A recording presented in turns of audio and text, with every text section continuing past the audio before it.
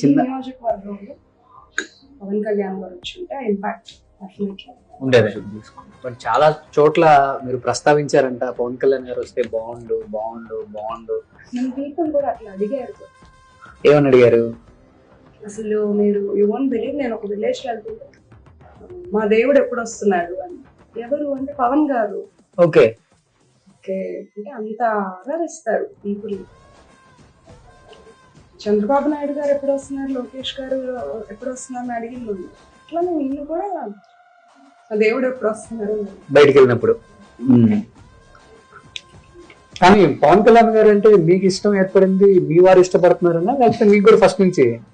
లేదు, ఫస్ట్ నుంచి పవన్ కళ్యాణ్ గారు కలిసి దర్శికి తీసుకురావాలి.